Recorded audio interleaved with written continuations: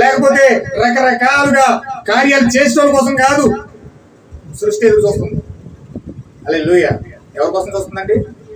ప్రత్యక్షత పొందుకునే వారి కోసం. ప్రకటన గ్రంథం ఎవరైతే ఎదురు చూస్తున్నారో ప్రకటన గ్రంథం కోసం తెరవబడతాది అని ఆశతో దేవుడు ప్రత్యక్షత తెరవాలి, నేను జీవాన్ని పొందుకోవాలి, పరిశుద్ధాత్మ పొందుకోవాలి, ఖచ్చితంగా తెరవబడాలి, ఆ గ్రంథంలో నా పేరు చూసుకోవాలి, ఆ విమోచన పొందుకోవాలి అని ఎవరైతే ఎదురు చూస్తూ ఉన్నారో వారి కోసం సృష్టి ఎదురు చూస్తున్నారు. హల్లెలూయా. ఎందుకు సృష్టి ఎదురు చూస్తుంది? దానికి కూడా విమోచన కావాలి.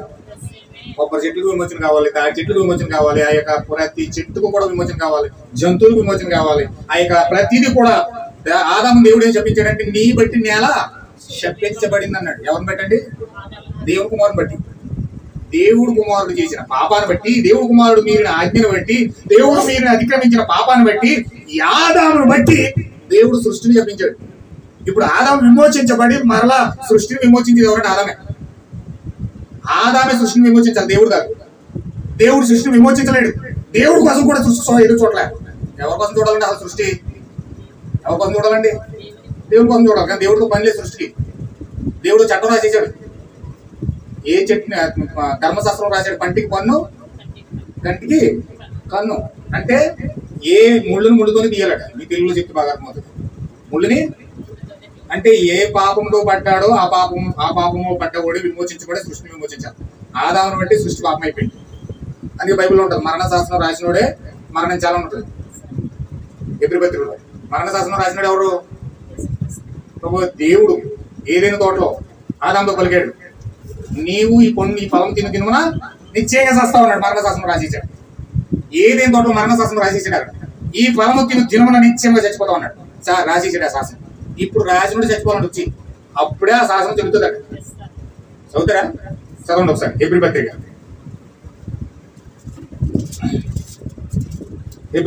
9వ అధ్యాయం 16వ వచనం. 9:10. మరణ శాసనం ఎక్కడ ఉండను? అక్కడ మరణ శాసనం రాసిన వాడి మరణము అవశ్యము. ఆ శాసనం రాసిన వాడు మరణం పొందితేనే అది చెల్లును. అది రాసిన వాడు జీవించి చూడగా అది ఎప్పుడైనా చెల్లునా అంటాడు. అంటే అర్థం ఏంటంటే మరణ శాసనం రాసిన వాడే భూమి మీద వచ్చి చచ్చిపోవాలి. ఎవరు రాశారు? ఎవరు రాశారండి? ఏదైనా తోటలో వేసుకొస్తున్నాడా? చెప్పాలి నాకు. ఏదైనా తోటలో వేసుకొస్తున్నాడా? ఇప్పుడు రాసినోడు ఆయన. ఇప్పుడు మరణ శాసనం రాశాడు. ఈ ఫలము దినము నిశ్చయంగా చచ్చిపోతామని మరణ శాసనం రాశాడు. ఇప్పుడు ఆయన వచ్చి చచ్చిపోవాలి. రాసినోడు వచ్చి చచ్చిపోయాడు. రెండో దేవుడు చచ్చిపోలేదు. ఇంకా రెండో దేవుడు చచ్చిపోతే ఇంకేమో చంపేసి లేపేసి మళ్ళీ చేసేస్తున్నారు ఈస్టర్ పండుగ. ఈస్టర్ పండుగలు ఎన్ని సంవత్సరాలు ఎన్ని చేసుకుంటావు? రాసినోడు చచ్చిపోయి నీ కోసం వేసి ఆల్రెడీ నీ హృదయంలోకి వచ్చడానికి సిద్ధంగా ఉన్నాడు ఆయన. నీ హృదయంలో ఉన్న దైవత్వం బయటికి తీసుకురావడానికి సిద్ధంగా ఉన్నాడు ఆయన. దీన్ని పక్కనెట్టేసి, ఈ విషయాన్ని పక్కనెట్టేసి నిజమైన ప్రత్యక్షత ఇస్తాకి పరిశుద్ధాత్మ మీదకు వస్తే ఇంకా సమాధుల చుట్టూ తిరుగుతావంటే బాబు నువ్వు. హల్లెలూయా. చూడండి, ఆ మరణ శాసనం రాసినోడు చచ్చిపోయాడు. యెహోవాయే యేసుక్రీస్తుగా శరీరం ధరించుకుని భూమి మీదకి వచ్చి చనిపోయి సమాధి చేయబడి తిరిగి లేస్తే ఏ దేవుడికి నువ్వు పునరుద్ధానం చేస్తున్నావు? రెండో దేవుడు చచ్చిపోయి కుమారుడు చచ్చిపోయి లేచిపోతే నువ్వు ఈశ్వరుడు చేసేస్తావా? ఎంత దౌర్భాగ్యమైన పరిస్థితి అండి ఇది. అంటే దేవుడికి నువ్వు ఈశ్వరుడు చేస్తావా?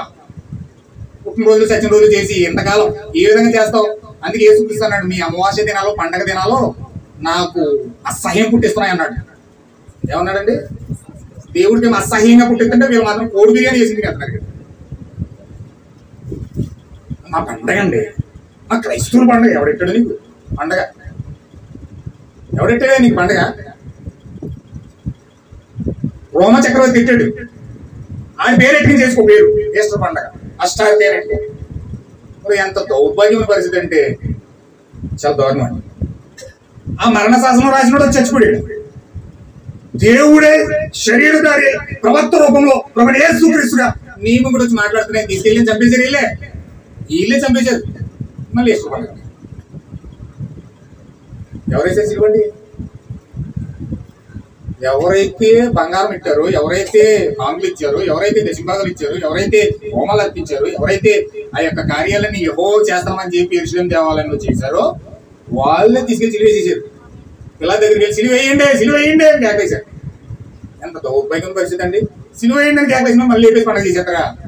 అందుకే యేసుక్రీస్తు మీ దగ్గరికి జ్ఞానులను ప్రవర్తలను మీ దగ్గర నేను పంపిస్తున్నాను, వాళ్ళని చంపేసి సమాధి చేసేసి మళ్ళీ సమాధిని సొంగారిస్తారట. ఈ రోజు నేను చేసింది అదే అన్నానంటే యేసుక్రీస్తు. మత్తయి సువార్త ఏంటో సార్ అది కూడా చదివిస్తాను. ఇది చేసే పరిస్థితి చూడండి, ఎంత దౌర్భాగ్యమైన పరిస్థితి. మత్తయి సువార్త 24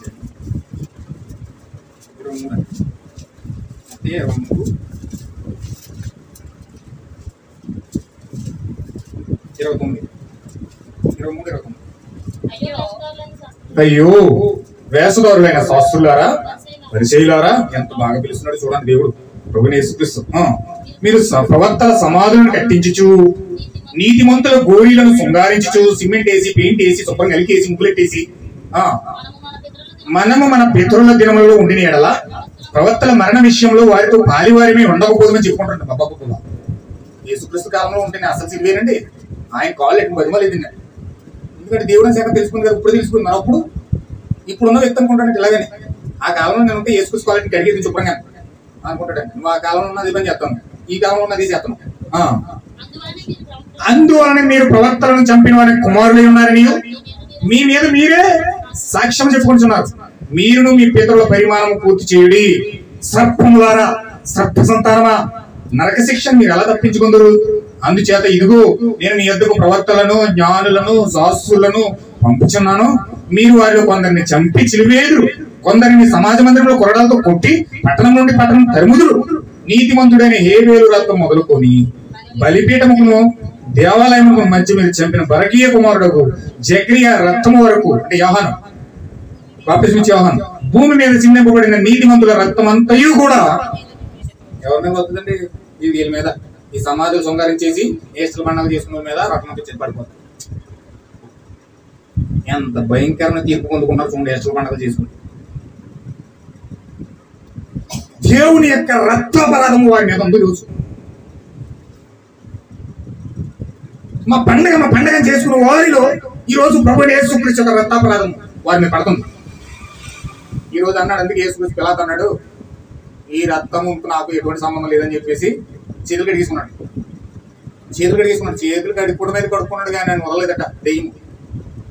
ఏం చేశాడు తెలుసండి? పెద్ద కోనేట్లో దూకేసి ఆత్మహత్య చేసుకున్నాడు. గోదావరిలో దూకేసినట్టు అనమాట. జలం వెళ్ళి చిన్న గోదావరి దూకేస్తారు కదా, అలా దూకేసాడు. పెద్ద సెలయేరులో దూకేసాడు పిలాతు వెళ్ళి. ఖర్చు తట్టుకోలేక యోధాస్ గారు చెట్టు వేసేసుకున్నాడు. పిలాతు వెళ్ళేమో పెద్ద కోనేట్లు దూకేసాడు, ఆత్మహత్య చేసేసుకున్నాడు. కానీ ఇజ్రాయేల్ పిల్లలు అన్నారు, ఆ ఇజ్రాయేల్ అందరూ అన్నారు, ఏమన్నారు తెలుసండి? ఆ రక్తం మా మీద పిల్లలు వచ్చి అన్నారు. ఏ రక్తం? ప్రభువైన యేసుక్రీస్తు రక్తం వాళ్ళ మీద పిల్లల మీద వచ్చింది కాకన్నారు. ఆ మాట ఎప్పుడైతే అన్నారు అక్కడి నుంచి స్టార్ట్ అయిందని తీర్పాలకి. ఆ మాటను బట్టి దేవుడు టైటస్ పంపించాడు. 70 శతాబ్దంలో టైటస్ వెళ్ళి ఆ రక్తం మా మీద మా పిల్లల మీద ఉండాలన్నారు కదా, అందుకే గుర్రపు నడుస్తుంటే ఆ గుర్రపు కాలు ఎంత లోతుల నుంచి సెలయేర్లా వెళ్ళినాడు రక్తం. అలా పోషించాడు జనాలు. ఇజ్రాయేల్ ప్రజలంతా కోతుంటే వాళ్ళ పిల్లల్ని ఎత్తుకుని, సంకలు ఎత్తుకుని ఆ కంచెలు దాటి, ఆ బోర్డర్లు దాటి సిరియా, జపాన్, జర్మనీ పారిపోయారండి వాళ్ళ దేశాలు విడిచిపెట్టి. ఏదో రక్తాన్ని వాళ్ళు కోరుకున్నందుకు వాళ్ళు పడిన శిక్ష అది. ఆ రక్తాన్ని వాళ్ళు మా మీద మా పిల్లల మీద పడుగు కాక అడిగినందుకు వారికి పడిన శిక్ష ఏంటంటే 70 శతాబ్దంలో టైటస్ వెళ్ళిన మరుక్షణమే రక్తం ఎవరిలో పారిన. వాళ్ళు ఎంతగా ప్రాణాలు కాపాడుకోవడం కోసం పరిగెట్టారు తెలిసిన రోజు. మరి దేవుడు ఆ సొంత దేశాన్ని అంత భయంకరంగా రక్తాపరాధం వాళ్ళ మీద ఉన్నందుకు అంత భయంకరంగా శిక్షిస్తే, ఈ రోజు అన్యం పుణ్యం తెలియకుండా రక్తాపరాధం అంతా మేవేసుకుని ఈస్టర్లో, క్రిస్మస్లు, 40 డేస్ లెంట్లు అన్ని చేసుకుని మామూలుగా నిరపరాధంగా వెళ్ళిపోతా ఉంటే దేవుడు ఊరుకుంటాడా? ఏమన్నా ఊరుకుంటాడా? ఎంత భయంకరమైన శిక్ష పొందుకుంటారు చూడండి. ఎంత భయంకరమైన శిక్ష పొందుకుని ఆ యేసుక్రీస్తు యొక్క రక్తాపరాధాన్ని అనుభవిస్తున్నారు చూడండి. దేవుడు ఎలా మాట్లాడుతున్నాడు? మాటలు చూడండి. ప్రభువైన యేసుక్రీస్తు నేరుగా సాక్షాత్ మాట్లాడుతూ ఉన్నాడు. ప్రవక్తల సమాధిని చంపేసి, శృంగారించేసి, యేసుక్రీస్తుని చంపేసి సంవత్సరం వాక్యం ఏమో రాయబడిందని పక్కనెట్టేశారు. యేసుక్రీస్తు నామని పక్కనెట్టేశారు. ప్రభురాత్రి భోజనం పక్కనెట్టేశారు. మా యొక్క పరిశుద్ధాత్మ బాప్తిజం పక్కనెట్టేశారు. ఈ కాలంలో దేవుడు ప్రజలను ప్రేమించి ఆ యొక్క లౌకిక సంఘం కాలంలోంచి బయటకు లాగి తీసుకురావడానికి, బబులోను బయటకు లాగి తీసుకురావడానికి ప్రవక్తను పంపిస్తే ఆయన అబద్ధ ప్రవక్త, పట్టపురోడు, అది ఇదని చెప్పి రకరకాల మాటలన్నీ నిందలేసి, వాక్యాన్ని త్రోసేసి, వాక్యాన్ని సిరివేసేసి ఈస్టర్ పండుగ చేసుకుంటా ఉంటే, ఈరోజు దేవుడు ఇజ్రాయేల్ ప్రజలకు టైటస్ చేతికి అప్పగించినోడు నిన్ను నన్ను దేనికి అప్పగించకుండా ఊరుకుంటాడా? దేవుడు అన్యాయస్తుడా? చెప్పండి ఒకసారి. ఎంత దౌర్భాగ్యమైన పరిస్థితి. వాక్యం ఒకటి చెప్తుంటే వీళ్ళ ఇంకొకటి చేస్తూ, ఆచారాలు చేస్తూ, సిద్ధాంతాలు చేస్తూ, సాంప్రదాయాలు చేస్తూ దేవుడు ఏ విధంగా వీళ్ళని ఎదుర్కొంటాడు? తరుముకు వస్తుంది. దేవుడు అప్పగిస్తున్నాడు. టైటస్ వస్తున్నాడు. రోజుకథ కూడా వస్తూ ఉన్నాడు. ఓ క్రైస్తవ్యమా, నీవు మేల్కోకపోతే టైటస్ వచ్చిన మీద పడడానికి సిద్ధంగా ఉన్నాడు.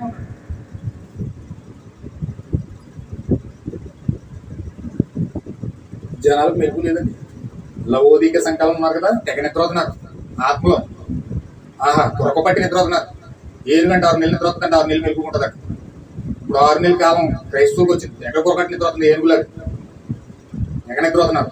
ఎందుకంటే ఇది కొరకపట్టి నిద్రపోయే కాలం, లవోదీక సంకాలం, గట్టిగా చీకటి కమ్మిన కాలం. మెలుపు లేదండి. టైటస్ వచ్చి ఆల్రెడీ అలజడి సృష్టిస్తున్నా మెలుపు లేదండి ప్రజలకి. అసలు ఏ మాత్రం చలనం లేదండి అసలు.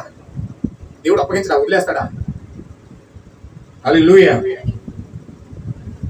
దేవుడు అన్యాయస్తుడు కాదు. సృష్టి ఎవరి కోసం ఎదురు చూస్తుందండి? ప్రకటన గ్రంథం తెరవబడిన వారి కోసం, వాక్యం ప్రత్యక్షపరచబడిన వారి కోసం సృష్టి ఎదురు చూస్తుంది. ఎందుకంటే ప్రకటన గ్రంథంలో విమోచన ఉంది. నీ విమోచన, నా విమోచన ప్రకటన గ్రంథంలో ఉంది. ఈ ప్రకటన గ్రంథం ఎప్పుడైతే మనకు తెరవబడుతుందో, విమోచన ఎప్పుడైతే మనం పొందుకున్నామో, నువ్వు విమోచించబడి సృష్టిని విమోచించాలి. అందుకే నిన్ను నీకోసం ప్రసవ వేదంతో మూలుగుతుందట. ఒక గర్భిణి నెలలు నిండిపోయిన గర్భిణీ స్త్రీ రాత్రి మంచం మీద పడుకుని మూలుగుతుందట, నొప్పులు భరించలేక. చూడండి, నొప్పులు వచ్చి ముందు మూలిగానండి. చుట్టుపక్కల ఉన్న 80 ఉండరు, పక్కన కూడా ఏడు చేస్తారండి. ఆమె బాగా చూడలేక. ఇప్పుడంటే ఏం లేదులేండి, జాగ్రత్తలో ఇంజక్షన్ వేసేసి కూర్చేస్తున్నారు. పట్ట బరబర ఆపరేషన్ నొప్పులే తెలియదు, మొత్తం ఇస్తే అసలు తెలియదు. హల్లెలూయా. ఆపరేషన్కి ఎలాగైతే మొత్తం చేసి ఆపరేషన్ చేసేస్తున్నారో, ఈరోజు సాతాను కూడా ఆత్మ సంబంధం మొత్తం చేసి ఇచ్చేసాడు. ఆత్మ సంబంధం మొత్తం చేసి ఇచ్చేసాడు. కాబట్టి ఈరోజు నొప్పులు వస్తున్నా సరే తెలియట్లేదు జనాలు. ఆపరేషన్ చేసి నాకు ఆపరేషన్ చేశారు. ఆపరేషన్ చేసి ఒక 1.5 గంట ముందు ఇచ్చారు మొత్తం.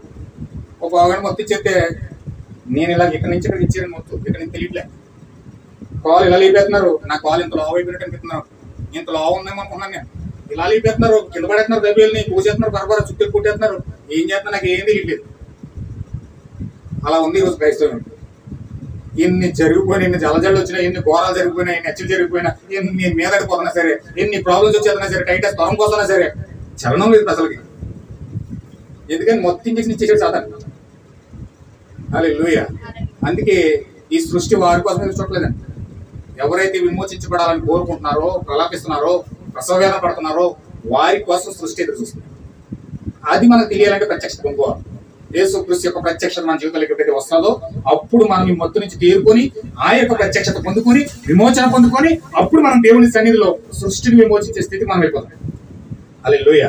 అందుకే నేను ఇక్కడ ఆపుతాను, వచ్చే వరకు కంటిన్యూ చేస్తాను. ఎంతమంది విమోచన పొందుకోవాలని ఆశపడుతున్నారండి? ఎంతమంది మీరు విమోచించబడి సృష్టిని విమోచించాలనుకుంటున్నారు? హల్లెలూయా. ఖచ్చితంగా మన కోసమే సృష్టి ఎదురు చూస్తున్నాం. సాదాసీదా విశ్వాసంతో మనం సృష్టిని విమోచించలేం. సృష్టిని విమోచించాలంటే ముందు మన విమోచన పొందుకోవాలి. మన విమోచన ప్రకటన గ్రంథంలో. ఆ ప్రత్యక్షత మనకి ఎప్పుడైతే వస్తుందో, ఆ జీవం ఎప్పుడైతే మనం పొందుకుంటామో, ఆ యొక్క విశ్వాసం ఎప్పుడైతే మనలోకి వస్తుందో, యేసుక్రీస్తు నేరుగా ముఖాముఖిగా మనం ఎప్పుడైతే కలుసుకుంటామో, అప్పుడు ఆ ప్రత్యక్షత మన జీవితాల్లోకి వచ్చి, అప్పుడు మనం వేరొక వారిని విమోచించడానికి, సృష్టిని విమోచించడానికి సిద్ధపరచగలిగిన హృదయాలు దేవుడు ఈ కాలంలో ప్రభుత్వ ద్వారా ప్రకటన గ్రంథం తెరిచి దేవుడు మనం చూపిస్తా ఉన్నాడు. హల్లెలూయా. అని చిన్న ప్రియమైన సోదరులు, మీరు భారంగా ప్రార్థన చేయండి. గ్రంథం కోసం విమోచన మనకు కావాలి. ఖచ్చితంగా ప్రత్యక్షత మనకు కావాలి. ఆ గుడితనం నుంచి బయటికి రావాలి. ఆ మత్తు ఇంజక్షన్ నుంచి, ఆత్మ సంబంధం మత్తులో నుంచి బయటికి రావాలి. ఈ ప్రవక్త బోధించాడు మనకి ఈ కాలంలో. ప్రవక్త ఒక మెసేజ్ ఏంటో తెలుసండి? ఆత్మ సంబంధమైన మతిమరుపు. ఏంటంటే అది ఆత్మీయ మతిమరుపు అట. ఆత్మీయ మతిమరుపు నుంచి బయటికి రావాలి, మత్తులో నుంచి బయటికి రావాలి. ఈ లవోదిక సంఘకాల మత్తు, ఒక మత్తులో ఉన్నది ప్రపంచం. ఏ మత్తు? వ్యభిచార మత్తు, మందు మత్తు, డ్రగ్స్ మత్తు, సినిమా మత్తు, రాజకీయ మత్తు, మతం మత్తు. ఓడి మత్తులు ఉన్నాయి, చాలా మత్తులు ఉన్నాయి. మత్తులో మునిగిపోయి బయటకు రాలేని భయంకరమైన కఠినమైన చీకటిలో ఈ రోజు ప్రపంచం ఎలాడుతూ ఉంది. ఇప్పుడు ఈ మత్తులో నుంచి మనం బయటకు రావాలంటే మనకి ప్రకటన తెరవబడాలి, ప్రత్యక్షత రావాలి. అప్పుడు ఆ జీవాన్ని పొందుకొని ఆ విమోచన పొందుకొని దేవుని సంఘంలో నిజమైన దేవుని కుమారులే నిలబడి శక్తిని పొందుకొని జీవాన్ని పొందుకొని దేవుని కుమారుని జీవిస్తూ సృష్టిని విమోచించే స్థితిలోనికి నీవు నేను వెళ్ళిపోతాం. ఆమేన్, హల్లెలూయా. అలాంటి స్థితిలోనికి మీరు వెళ్ళాలని బలంగా ప్రార్థన చేయండి. దేవుడు మన పట్ల కార్యం చేయాలి. ఖచ్చితంగా దేవుడు మనం విమోచించాలి. ఖచ్చితంగా ప్రత్యక్షత పొందుకోవాలి. ఖచ్చితంగా మొత్తం బయటకు రావాలి. అప్పుడు మనము నిజమైన దేవుని కుమారుడు వల్ల జీవిస్తూ మనం కుటుంబాన్ని విమోచించుకుంటాం, మన జీవితాన్ని విమోచించుకుంటాం, సృష్టిని విమోచించుకుంటాం, ప్రతిదాన్ని విమోచించే స్థితిలోనికి మనం నడిపించుకుంటాం. హల్లెలూయా. అలా వెళ్ళాలని మీరు ప్రార్థన చేయండి, బలంగా ప్రార్థన చేయండి. నా కోసం కూడా ప్రార్థన చేయండి, మా కుటుంబం కోసం కూడా ప్రార్థన చేయండి, మీ జీవితాల కోసం కూడా మొదలుపెట్టుకోండి. ఖచ్చితంగా విమోచన గ్రంథం మనం తెరవబడదు కాక. ఆమె నిచ్చిన వాక్యం దేవుడు దీవించిన కాక. అప్పుడు నిలబడడానికి ప్రార్థన చేద్దాం. వచ్చే వారం మీరు వచ్చేటప్పుడు అందరూ కూడా సంఘకాలం బుక్ ముద్రల పుస్తకం కూడా మీరు తెచ్చుకోండి. రెండు మన దగ్గర ఉంటాయి. నేను కొన్ని కోర్స్ చదువుతూ ఉంటాను, అవన్నీ కూడా మీకు కోర్స్ చూపిస్తాను కనుక అందరూ కూడా చెక్ చేసుకుని చక్కగా మీరు బైబిల్ చెక్ చేసుకుని ముందుకెళ్దాం. అది చేద్దాం. అందరూ కూడా రెండు కళ్ళు మూసుకొని దేవుడు మనకు బయలుపరిచి వాక్యాలు, దేవుడు మనకు చూపిస్తున్న ఈ కార్యాలు బట్టి ప్రభు సన్నిధిలో మనం భారంగా ప్రార్థన చేద్దాం. హల్లెలూయా, హల్లెలూయా, హల్లెలూయా. జీసస్ నీ స్తోత్రం తండ్రి. గొప్ప దేవుడా, సర్వోన్నతుడా, సజీవుడా, ఇరుమల బండ, నీతి సూర్యుడా, ఇమ్మానుయేలు, ఓ నీ నామం మహిమ ఘనత ప్రభువు. Hallelujah Jesus, hallelujah, hallelujah, hallelujah, hallelujah. Oh my Lord, hallelujah ప్రభువా. ఓ నీ గ్రంథాన్ని తెరిచి, ప్రకటన గ్రంథం తెరిచి మాకు చూపిస్తా ఉన్నావు ప్రభు. ప్రత్యక్షత మేము పొందుకోవాలి ప్రభు, జీవాన్ని మేము పొందుకోవాలి ప్రభు. ప్రకటన గ్రంథంలో మా విమోచన ఉంచావు, మా ప్రత్యక్షత ఉంచావు. ఓ దేవా, మేము ఆ ప్రత్యక్షత పొందుకున్నప్పుడు, ఆ విమోచన పొందుకున్నప్పుడు, ఓ దేవా, ఆ సృష్టిని విమోచించే స్థితిలోనికి మేము వెళ్తాం ప్రభువా. ఓ మమ్మల్ని మేము విమోచించబడి సృష్టిని విమోచించే స్థితిలోనికి మమ్మల్ని నడిపిస్తా ఉన్నావు ప్రభువా. ఈ కాలంలో దేవుని చేత పంపించబడిన ప్రవక్త ద్వారా అనేక విషయాలు మేము చూసి జీవితాల్లో ప్రభువా, ఓ దేవుని పొందుకోవడానికి సిద్ధపడతా ఉన్నాం ప్రభువా. ప్రత్యక్షత ముఖ్యమైన జీవాన్ని మాకు తెరవండి ప్రభు. ఓ దేవా, ఆ ప్రత్యక్షత మేము ఎప్పుడైతే పొందుకుంటామో, ఆ జీవాన్ని ఎప్పుడైతే మేము పొందుకుంటామో, ఆ కృపను ఎప్పుడైతే మేము పొందుకుంటామో ప్రభువా, ఓ మా కనులు మనోనేత్రాలు తెరవబడి పూర్తిగా ఆ జీవితంలో మేము వెళ్ళడానికి సహాయం చేస్తా ఉన్నాం ప్రభు. ఓ ఈ రోజు ప్రపంచం, ఓ దేవా, నామకార్థ సంఘములు ఆచారాలు సిద్ధాంతాలు మునిగి తేలుతూ ఉంటే ఈ ప్రభుత్వం ద్వారా వాక్యాన్ని పంపించి నిజమైన ఈస్టర్ యేసు క్రీస్తు యొక్క ప్రత్యక్షతను మా జీవితంలో పంపించినందుకు వందనాలు ప్రభువా. ఆ ఉషోదయం, ఓ దేవా, ఆ సూర్యోదయం మా జీవితంలో జరగడానికి, ఈ రోజు యేసు క్రీస్తు యొక్క ప్రత్యక్షత మా హృదయాలకు పంపించడానికి, ఓ దేవా, సాధారణమైన తుమ్మకలను ఆ బంగారపు రేకుతో పొదగబడిన హృదయాన్ని, ఓ దేవా, మా జీవితంలో ప్రత్యక్షపరచడానికి, ఓ మా లోపల దైవత్వాన్ని బయటికి తీసుకురావడానికి, ఈ రోజు బలిష్ఠుడైన దూతగా, ఓ దేవ సూర్యోదయముగా ఈ రోజు మధ్యలో దిగవచ్చావు ప్రభువా. నిజమైన ఈస్టర్ గా దిగవచ్చావు ప్రభువా. ప్రజలు దీన్ని చూడలేని గుడ్డివాడిగా ఉండి ఈ రోజు నామకార్థ, ఓ 2000 సంవత్సరాల క్రితం జరిగిన సమాధులు వెతుకుతూ, ఓ ఖాళీ సమాధులు వెతుకుతూ, ఓ సమాధుల చుట్టూ తిరుగుతూ, ఓ నామకార్థ విశ్వాసాలతో ముందుకు వెళ్తా ఉన్నారు ప్రభువా. ఓ రక్తాపరాధం మాకొద్దు, ఆ రక్తాపరాధం మేము కోరుకోవట్లేదు, ఆ పిలాతు వాళ్ళని మేము ఉండకోవట్లేదు, ఆ ఇజ్రాయేల్ వాళ్ళని మేము ఉండకోవట్లేదు ప్రభువా. ఆ రక్తం మా చేతుల్లో ఉండకూడదు కానీ, ఆ రక్తాపరాధం మా మీద, మా పిల్లల మీద ఉండకూడదు కానీ, ఆ రక్తం మా హృదయాల్లోకి వెళ్ళాలి ప్రభువా. ఆ ముసుగును బద్దలు కొట్టాలి ప్రభువా. ఆ తెరలో బంధించబడిన తెర బద్దలు కట్టుబడి ఆ లోపల దైవత్వం బయటపడాలి ప్రభువా. సహాయం చేయండి, సహాయం చేయండి ప్రభువా. ఎంతమంది ప్రార్థిస్తున్నారండి?